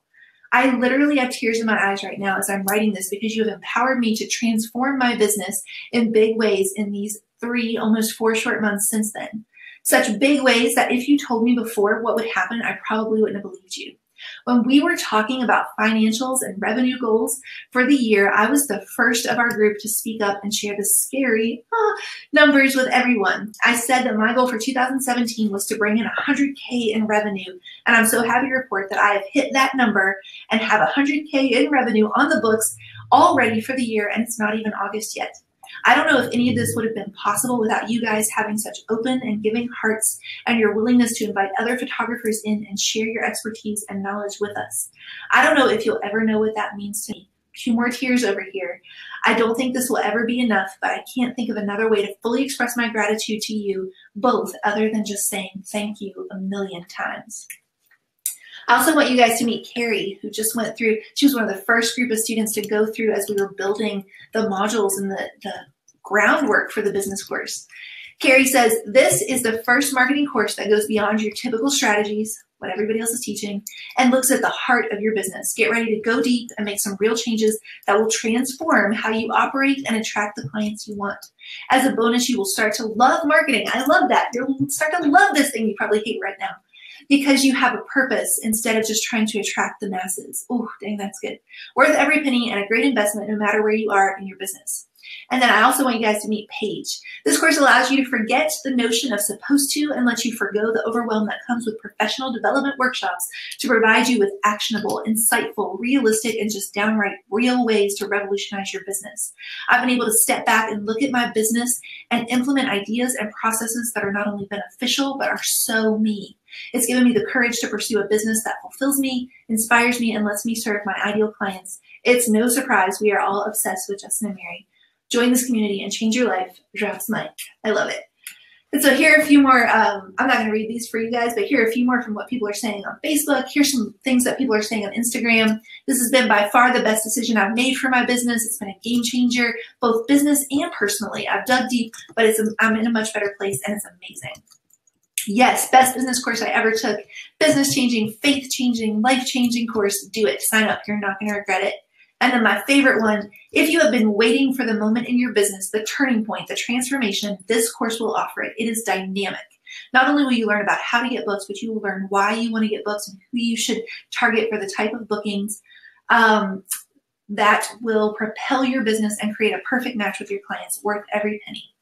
So let me tell you really quickly what all is included in this course. We've taken everything that we've learned in the last 10 years and we have boiled it into 6 weeks and 30 different modules that cover all the things we already mentioned, which results in over 10 hours of all video education. So you can actually watch us as we're teaching you, not just hear us talk over slides. It's going to give you lifetime access to the course, which means that you can start it now, go through it now. You can go through it 6 months from now. You can go through it 6 years from now. So as your business and your brand grow and change, this course can grow with you. We also include some awesome bonuses, which include access to our exclusive Facebook community. We've had people say that that is worth the cost of the course in and of itself, because you're able to jump in each day as you work on the homework and get feedback from not just us, but from an incredibly supportive group of peers who are going through the same digging deep kind of questions and kind of give feedback to each other. You're also going to get daily checklists and homework assignments. This is not just a, you watch kind of passively as we tell you about things. You actually have to be guided through the steps of digging in. But nothing is designed in a way to make you dig deep, but never in a way that's overwhelming or asking too much at once.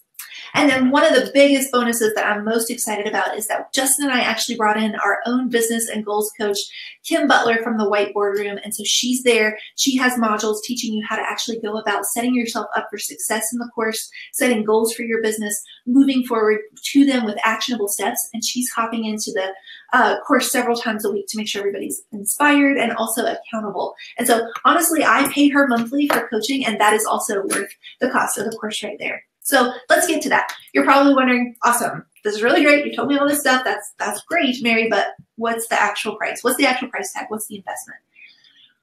I understand when you're making investments in your business that you kind of have to weigh it against what you're doing now versus can you actually swing signing up for a course at the moment? Does it make sense in your education budget? And I know that you do have the option to go it alone and try to piecemeal what a bunch of other people sort of share, on social media or maybe in their newsletters, and try to put it together in this sort of Frankenstein marketing plan that may or may not work for you, but probably is never going to get to that place of digging deep and actually feeling like you. And you can definitely go the route that we did and spend a bunch of money on expensive advertising that never pays off, although we, of course, don't recommend that. And so when we were looking at putting this course together, we took a look at what we would normally charge for a seat for people to come in and learn from us in person at one of our workshops live to spend the day with us, what they would pay for the seat and what they would pay to travel in. And when we looked at that, the total value of the material we cover in the business course, if you were to come learn from us and travel in and learn from us live, the total value is $1,250. But that is definitely not what it's going to cost you. It was a huge place on our heart that we get this material into the hands of as many people as possible, because we know there's so many people who need help with their inquiries and their word of mouth and their bookings right now. And so we decided to put the course together for a regular price of $600. But for you guys who are live on the webinar, it's also not going to cost you that either. And that's because that link that we sent you to, we've put together a special on the webinar, live viewers only, special webinar offer price that's going to take nearly another $150 off of that, to make it a one-time payment of $457, or if you want to spread it out a little bit, you can do 6 monthly payments of $99 over the next 6 months. Either one is totally fine for us. Either one that you do, you'll be able to hop in the course with everybody else. The $457 is going to get you the most savings, so do that if you want to get the most savings, and the payment plan is going to help spread it out if that's better for you. Either one is fine by us. We do want to let you know that there's also a 30-day money-back guarantee. So there's absolutely no risk to signing up. You can sign up for the course, you can test out the modules, you can do the work with us for 30 days, and all we ask is that you do the 30 days, you watch the modules, and you do all the homework for that. And if at the end of that you show it to us and you say, this didn't move me forward, then we will refund your money for 30 days, money back guarantee at that 30-day mark. Let us know it didn't work for you and we'll refund you. No questions asked. So let's just kind of go through again really quickly what you'll receive. It's the 6 weeks, 30 modules, 10 hours of education, lifetime access to the course, Facebook community, checklists and homework, coaching with Kim. But for you guys who are live on the webinar, we like to make things a little more exciting. And so we decided to kind of shake this up a little bit with a fast action bonus just for you guys who are watching live. For anybody who wants to sign up with us while we're still live on the webinar before we sign off here at the end after the Q&A, we are also, in addition to everything that the course gets you that I just mentioned, we're also going to get you 3 fast action bonuses. The first is going to be a recording of the event that has 8 powerhouse business talks on everything from the gentle no, turning down clients, to marketing, to some legal stuff that also gets covered, to making your work worth more. And so that has a $250 value right there. We are also going to do an entire bonus 7th week at the end of the course. That's going to be a whole kind of like boot camp added onto the end about pricing your worth, where we walk through profitability and looking at the numbers and actually pricing in a way with purpose and confidence. And then we are also, this is brand new, we are adding on another week that's going to be an 8th week total. So it's going to be an 8-week course altogether if you do it today with the bonuses. That's going to be what we call the digital marketing boot camp, where we break down things like how to grow your list, how to target brides, how to attract people through like freebies, and actually then kind of bring them through a campaign to turn subscribers into clients and clients into friends. And so all of that together has an added value of $750 that's only going to be for people if you sign up while we're here live on the webinar. So you're definitely going to want to check that out if you're even thinking about getting the course. And so if you are ready to get started, you can hop over to that jmbusinesscourse.com link that we told you about. Total value of the course without the fast action bonus is $1,250. You're going to grab it for $457, where you can do the payment plan either way. And then that's going to lock you in for that additional $750 in bonuses and value. When you sign up, you'll get an email, a kind of a thank you page that's going to tell you where to join the Facebook community, so you can do that right away. Then you'll get an email soon telling you how to log into the course. Either way, $457 or the payment plan of 6 payments of $99, we're good with either. We just want to make sure that if you think that you need this course, you're able to get signed up while those bonuses are live. So about an hour ago, you probably came into this thinking, we're going to talk about gifts. How is this really going to make such an impact in my business? Or people just aren't booking now. There's nothing you can do to really change that. You just have to wait it out. But hopefully over this last hour, you have seen that we can actually take charge of what people are saying about us, how supercharged they feel, how much on fire they feel, and that the people who are hearing it are catching fire too. That you can go into your word of mouth marketing plan with a purpose and a strategy that works. And regardless of whether you're thinking about joining us in the course or not, I hope that after this hour, you are on fire to go change your business, to say, these are the people that I am attracting. This is what I stand for. These are the stories that matter. And this is what I want people saying about my business. This is what I want to be known for. This is the legacy that I want to leave behind. Regardless of whether you join us, I hope that is the change that comes out of tonight in your business. And so I'm going to do this. I'm going to start this clock ticking. You see that fast action bonus clock has begun. I think that's now working. And so we'll put it for 15 minutes, but the deal is, as long as you keep me on talking, answering questions in the Q&A, we will keep that fast action bonus live. And so Justin will bring me back on here in a second. We're going to answer any questions you have about what we just talked about or business in general, but also let us know if you have any questions about the course, because we want to make sure you guys can get that bonus if you want it. All right, Jake. I think we're ready. All right, great. So we do have a couple questions about the course to get started. Does this apply only to photographers or wedding photographers, or can other creatives use this? Such a great question. And who asked that? We had a few people ask that, but Selena was one of them. So Selena is asking, and is your mic working? I believe so, yeah. Okay. Yeah. Selena's basically asking, is this just for photographers? Is it just for wedding photographers? Can other creatives benefit? And this is the first course. So Justin and I have a lighting course. We have a posing course. But we've been teaching this marketing stuff, like I said, for years. And in person, we have had planners, dress shop owners, makeup artists, invitation artists, silk ribbon makers. We have had all sorts of planners, dress designers, all these people come through this course live. And so it absolutely applies to all creatives. We are, of course, photographers, so I tend to kind of say photographers, photography, whatever, but everything we're teaching you, there's nothing special about us being photographers and creating a gift like champagne or, I guess a frame is a little more on point with photographers. But everything we're teaching, just like, hey, here's a remarkable purple cow experience, and here's how it's like that mnemonic device that triggers them to say this deeper thing you stand for. When we're going through your positioning statements and your we believe statements and writing your storytelling, marketing, your ideal client profile, any creative, any wedding creative and family photographers. I feel like it's all wedding creatives and family photographers is who this is really geared towards. I think that that absolutely applies to you. And in the first group of students that we had as we were building the course, we definitely had florists and dress designers and planners in there. So yes, all wedding creatives. Awesome. Our next question comes from Sharon. She asks, what kind of client gifts would you suggest for weddings that maybe are on a lower budget or you don't have a lot of money to spend for them? Well, I think, okay, the question is, Sharon, I think, if you don't have a huge budget, where do you start? I have to say, I was pretty wildly impressed. We recently got a Greetable. We're not sponsored by Greetable, by the way. That would be kind of cool if we were, but we're not. And I feel like those are in the like $5 to $10 range, but it was really, really remarkable, the packaging when it arrived. We're going to be spontaneous and go off script here. Jay, it's actually on my desk. You'll see it laid out. There's a little on top of it. Grab that for me. So I'm actually going to show it to you because it's hard to like describe if you've never seen one. But so picture this like cute box that's all folded up. And when you actually, you know, the box is it's all boxy. Just imagine it's all boxy. I'm like doing origami right now live on the internet. Okay, so it's all boxed up. When you open it up, there are actually these places where you can actually leave a message. Oh gosh, I'm falling over here. Hold on. I love live TV. Okay, expose. There we go. So there's this place where you can leave a lovely message. And then there are these open blank spots where you can actually include photos. So I think that's a really cool way. If you're a photographer, that's obviously right in your wheelhouse. But even if you're not, if you're the planner or the florist or whoever, reach out to that photographer and say, hey, I would love to send a gift to the bride using these pictures. I think they're going to love it because they'll be able to hang it up with your photos. And that photographer is going to say yes, because if they don't, they're silly. And I think this was like $5 or $10. The whole thing was packaged around a little container of like champagne gummy sugary things that were amazing from Sugarfina, and I think that's who it was from. Anyway, and so that was about $5 or $10, and it made me feel really special. It triggered that part of my brain that made me go, oh, I feel connected to this person, and my own photos were there, so it felt very custom. So I think that's a great way to go. Yeah.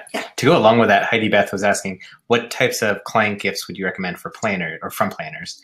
She feels stuck when she's trying to decide on those gifts. Mm-hmm. So we were talking about this earlier today. Something that our planner did that has stuck with me is that she knew where the girls got ready, and that Justin and I were then going back to stay there that night before we left on our honeymoon. And so when, you know, we came back from the wedding, our wedding ended at midnight. We were kind of party animals back then. Not really. I think I was like taking a nap in the corner. And so anyway, we came back kind of late at night, you know, it was like, oh, like our day is over. And then we walked in the door, and when we got there were chocolate covered strawberries and a bottle of champagne from the planner waiting for us. She organized with the hotel to do that. And that has stuck out in my mind for 10 years ever since, because it was like not only such a thoughtful thing, A, and B, a surprise, and surprises are awesome, but C, it kind of extended our day just a little bit more, right? Because that's like the big, it's like wedding, you know, hangover sadness or whatever, like, oh, my day's over.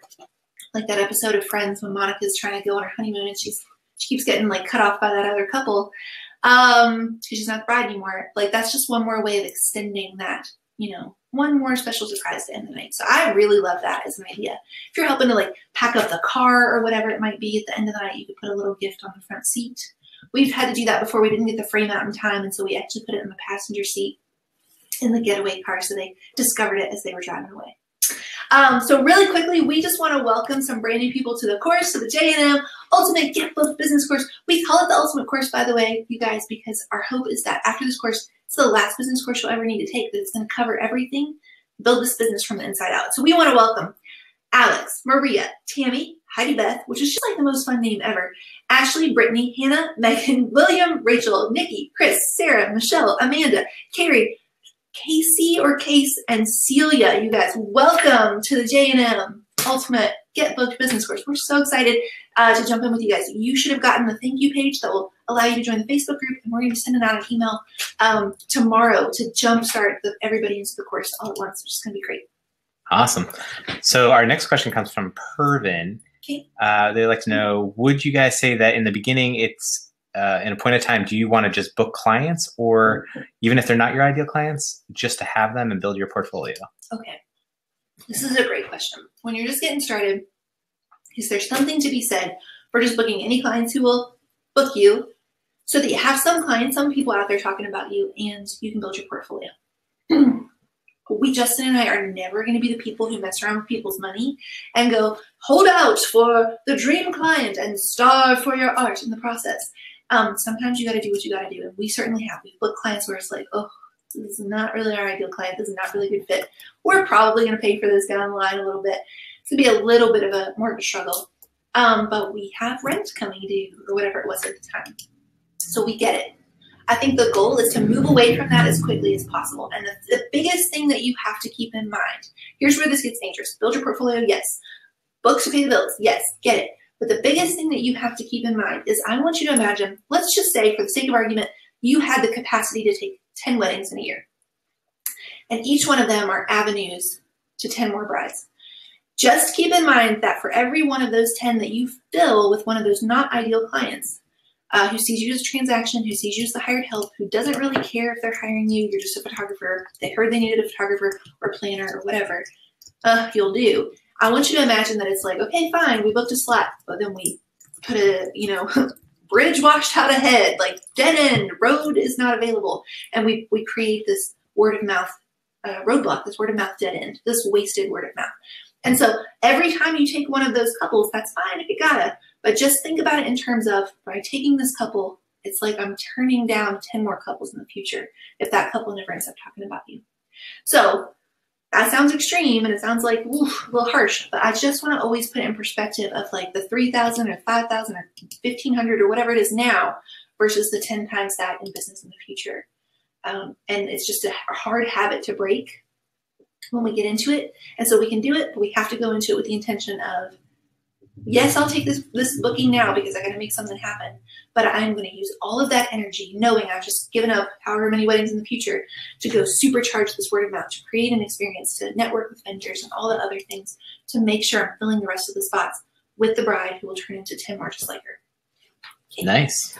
So our next question comes from Sarah. She would like to know, how do you transition to new clientele when you raise your prices? I'm stuck giving in to my old prices because people keep telling me I'm too expensive. Sarah, was her name? Okay, so Sarah's asking, when you begin to raise your prices, how do you do that without losing people or without just hearing from people over and over that you're too expensive? And that's, of course, a really big question that depends on what they're being set up to expect when they come to your site, what kind of experience is elevating them to expect, kind of sets the packaging and the presentation, kind of sets the experience, the storefront sets the experience of what they're going to expect to spend, the value they place on it, how you're presenting the pricing, is the pricing logical, all these different things. These are all things we go over in the course, by the way. But the biggest question is, and this is why we chose, I'm going to be honest with you, when we chose client experience to get you booked like crazy, I was like, oh man, this is like a hard sell because it sounds like here's how sending chocolates or buying gifts or being, whatever, wrapping a bow on things is going to change your business.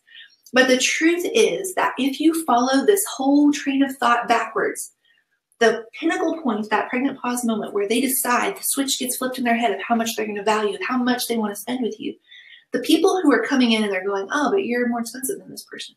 The biggest tell right there is that they're comparing you to this person.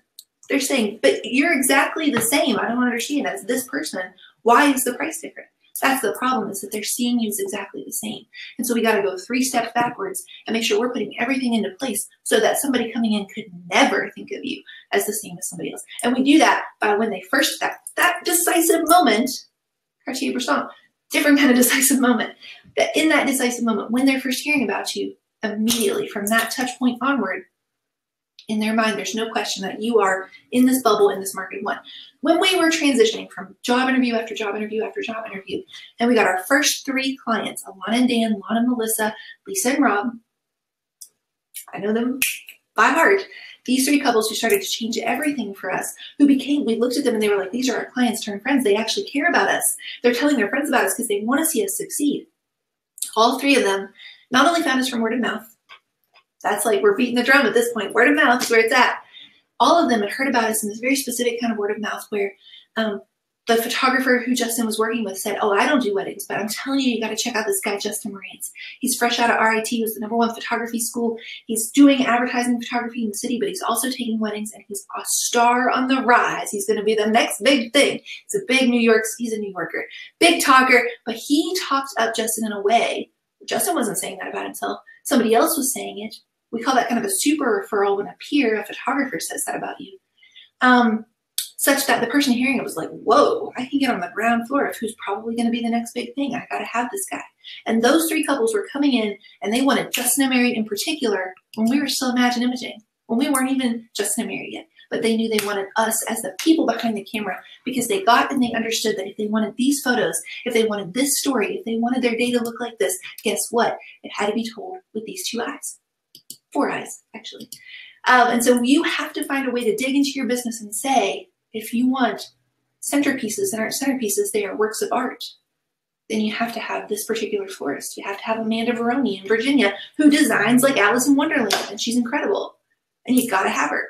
I'm telling you, if you're in Virginia, hire her. No joke. And so we really kind of get to that place by really just giving that reason to them of why there's nobody else like us. And so that requires digging a little bit deeper.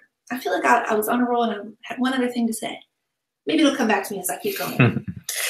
Samantha has our next question. She asks, I just found out that I'm moving soon. How do I let clients know that I'll provide an awesome client experience when I have 0 clients there? Okay, so Samantha, the first thing you have to do, the question is, I'm moving soon, and how do I get people talking if there's nobody talking yet? And this is the same thing as people who are just starting up their business. We have experienced this ourselves when Justin moved from Rochester to Connecticut. It's kind of like starting over. The first thing I'm going to say to you is definitely check out the Restart Specialist. Our friend Meredith Reinkars runs it, and she's basically starting this business where she herself has to move for the military. And so she's creating this whole kind of like, she has like free newsletters and blog posts and stuff about how to get yourself set up for success before you even move there. But a lot of it is just like taking that breath and it's saying, I'm going to start small, and I'm going to equip one client at a time. Right? We move the mountain, one spoonful of dirt at the time. I'm going to equip one client at a time, and I'm going to send that person out saying something truly remarkable, and I'm going to make every person they talk to, every touch point they have, count. Great. They're firing on all cylinders. Now I'm going to do the next person. They're firing on all cylinders. Now I'm going to create a system. And so I would go into that new area, and I would try to have like 5 different touch points. I would try to do an anniversary shoot with a couple there for free. I would try to host a little soiree for some vendors who can grab drinks. Don't ask one planner to have coffee to pick their brain. That just sounds painful, first of all. And they won't come. But if you gather a few people together, then it's a social event, and they will. I would go do a venue tour, and I would do a couple of other things. And I would do a couple of other things. That's super helpful. We'll do 2 shoots, 1 vendor meetup, and 2 venue tours. Good. Now we're talking practicals. And for each one of those touch points, I would show up with a gift that's thoughtful, that I can kind of explain the heart behind, and each one of those people can go out and they can start talking about us as well. And there can be photos for the 2 shoots that you do.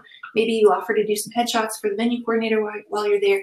Kind of go on a random act of kindness campaign, and you give each one of those people the exclamation points. Right? That sounds like a bad thing. You're giving people the exclamation points, but it's actually a really good thing, because now when they're going out and talking about you, they have something remarkable to start off talking about that reminds them to talk about something deeper.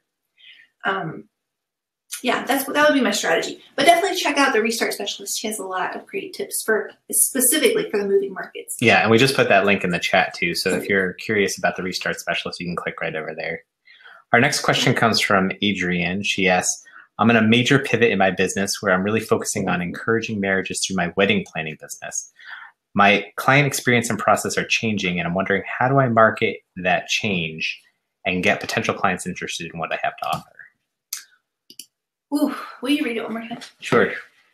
I'm in a major pivot in my business where I'm really focusing on encouraging marriages through my wedding planning business.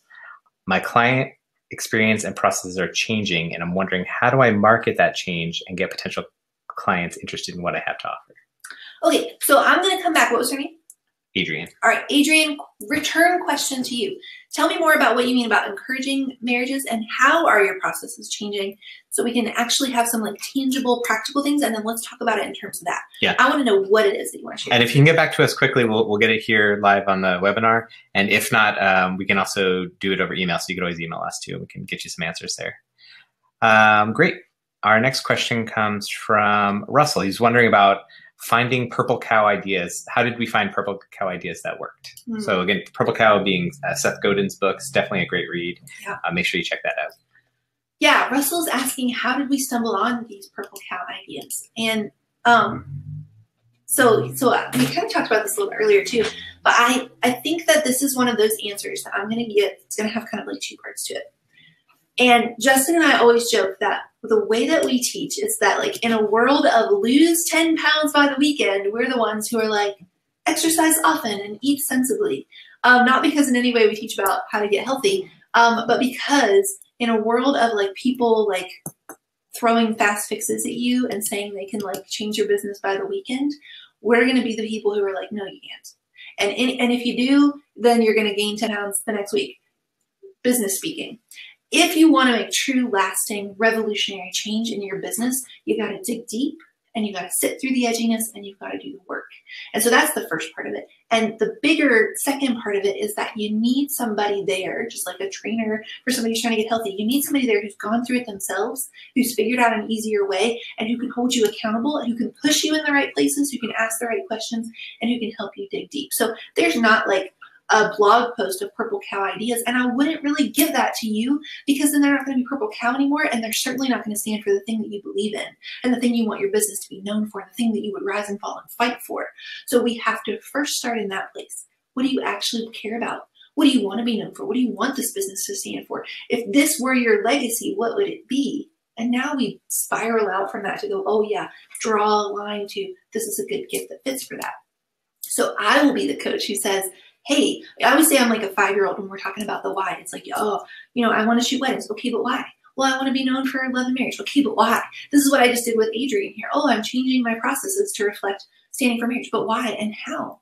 In what specific ways are you doing that? And so we're going to dig a little deeper, and I'm going to give you answers that actually reflect your heart and your business in particular. There's no umbrella statement.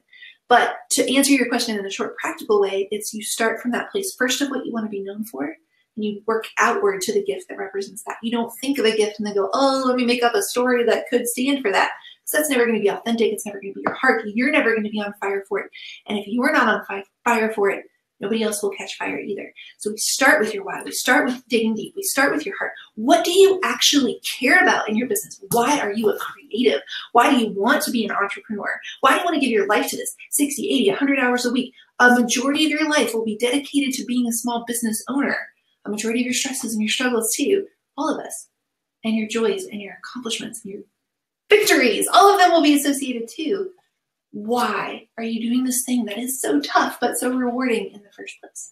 So we will dig from that place, and then we'll come up with the gifts. The gifts are the fun part, but the digging deep is the part that changes things. So that's my answer for that. Okay, we also want to welcome to the J&M Ultimate Get Booked Business Course. I just love saying that. That's really fun. Amanda, Jenna, Irina, Jessica, and Alicia. Welcome, you guys. Go definitely hit up the Facebook group. Get request to join there. We'll be approving that later tonight. Then we're going to jump in with the course tomorrow, which is exciting. Nice. Our next question comes from Harrison. Ooh, do you suggest, no, not Harrison Ford, probably not. Do you suggest sending the gifts to past brides who have already sent their galleries? We want to put these processes into place now, but don't want to forget about the couples we have already sent their photos. Heck yes. Heck yes. Harrison is asking, what about past brides? Can we send it to them? Heck yes. If you know the gift you want to do, if you got a budget for it, and I think that it's okay to say, we're going to, like Justin and I kind of have like an unspoken, like Justin and Mary all-star brides. And these are the ones who kind of get invites to our 4th of July parties and our Halloween parties. If you come to my house on Halloween, we are like friends for life, basically. And so those clients would definitely continue to get kind of like anniversary gifts and holiday gifts from us. So you can kind of use some judgment of like, maybe you do a round of gifts for everybody from last year. But then beyond that, maybe it's just kind of like the best of the best, most ideal clients, the ones who continue to send them more friends just like them. But I love it. And sometime, Harrison, when we meet in person, I'll tell you about the time that I ran into Harrison Ford in a restaurant on Valentine's Day. And it was awesome. So our last question is going to come from Sarah. She's asking, how can I improve my emails to clients prior to booking? So what are some remarkable things we can do with our emails before they actually book with you? Yeah. So one of the things that we talk about in the course, and people have been doing this like crazy the last few weeks, and the booking stories we're hearing out of it are insane. And so essentially what we're having people do is just rather than typing out an email, we're having them hop in front of the camera, which sounds super scary, but I promise you it gets easier. You hop in front of the camera and you actually film a short little video that's personal to them, where you're using their names, you're talking about their venues, you're talking about things you have in common, things that made you really excited about their inquiry that they sent. And then you're saying, oh, and check out the general information in this pricing guide or this PDF or the email below. And we are having people do this, and it's so purple cow because none of the other photographers they're reaching out to, or planners, florists, are doing this, that people are booking like crazy off of this. And it's been really cool. Every day we log into the group and somebody's saying, just booked another one. These video things work. And so that's a really fun thing that we've been doing. So I think that Justin's given me the we're good signal. And so we just want to say, my gosh, wow, it is getting late over here. So thank you guys so much for hanging out. We are going on like 2 hours here. We're so thankful that you took time out of your day and out of whatever time it might be for you, evening or morning or afternoon, to spend with us. And we know that there are a lot of other things you can be doing. We never want to take your time for granted. So whether you're jumping in the course or not, we just want to say we're so thankful that you're here. We appreciate you. And you still have we'll keep it up for just a couple minutes after we log off to jump in and grab the fast action bonus. There's 3 different bonuses. We're at $750 total, and still be able to lock in that special webinar price of nearly $150 off. So make sure you do that if you want to jump in the course. We're going to hop over into the chat on the webpage, so we'll be over there answering questions. And if you have any questions, hit us up there, or you can shoot us an email. But we would love to get you in the course if you feel like it's a good time and a good fit for you, and we want to get you in on the special and the bonuses. So definitely do that. And either way, go have a great night, you guys. A great day if that's what time it is for you. And we just hope that you're on fire to go do some really good things in your business this week. So we will talk to you guys again soon. Thanks, guys.